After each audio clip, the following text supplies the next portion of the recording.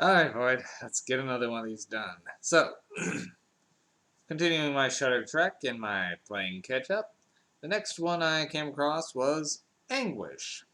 There's the title. However, that title, I don't know if it really fits the movie. Tangentially, maybe? I don't know. So, Anguish. It's a 2015 film. Technically, it's a possession film, but in a less than typical fashion, I guess. Now, don't get me wrong, I didn't dislike this movie. It did have some interesting things, and the movie itself had a fair amount of heart, but there are parts that were a little bit of a mess. Okay, so Anguish. I will say I did like the beginning, as essentially it's a mother and daughter just bickering in the car, and then, boom! Daughter steps out of the car and gets hit and killed. I thought this was our main couple, and no. Okay, good on you. I was not expecting that.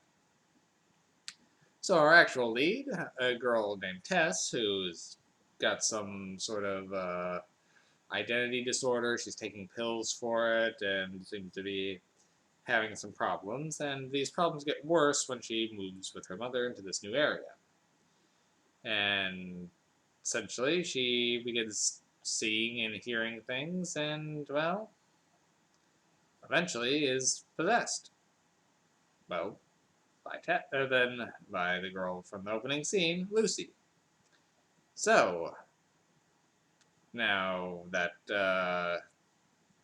after putting herself in the hospital, then after apparently looking like she was trying to commit suicide with a knife and having cut herself, well, she gets hospitalized, and the doctors are having some problems figuring out what's wrong with her, and a local priest is also a little confused and concerned.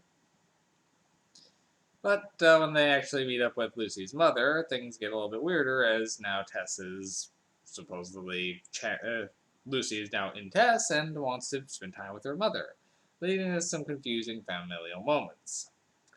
Now, this movie's spooky in the beginning, but after that, it really loses the horror element. It just becomes a kind of a drama. Like, okay, this young girl died, is now hanging out in this other girl's body, and she doesn't want to go. And Tess, for her part, is gone through a lot and isn't sure she wants to come back. So there's a lot of tough choices in this movie. That said, the movie only goes so far with some of those things. They could have really hammered some of this home, but they really don't.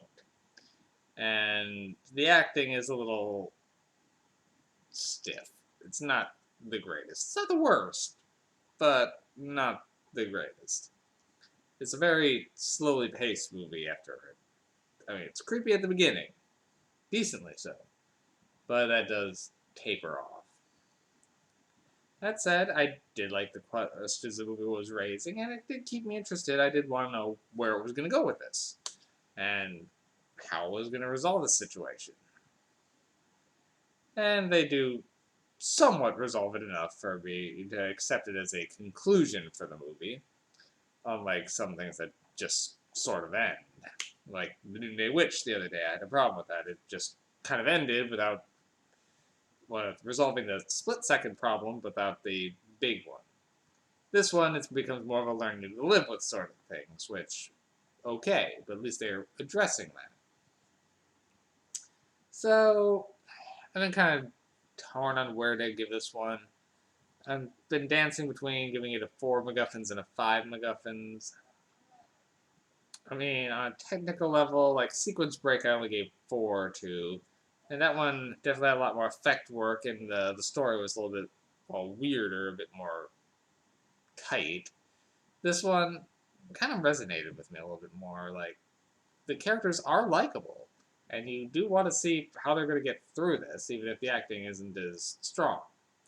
And Sequence Break's acting was a little bit awkward anyway, so I don't know if that's the strongest point to bring up for that one. So, I think I can give Anguish 5 MacGuffins. Definitely got some wider appeal with the story. It claims to be based on true events. I don't really think that's the case. I don't know how much is leaning into that. My 30-second trivia search really didn't give me anything on that. So, yeah, I don't know. But it's interesting. The few effects that are in it are fine, but there's really not much to it. Just a small blood effect here or there and some creepy hand shadows. But they're enough to get the point across. It is a lower budget, minimalism kind of movie, but it works with it. Alright, so Anguish, we'll give it 5 MacGuffins. It's worth checking out, particularly if you want something a little bit more emotional. Alright, have a good night, everybody.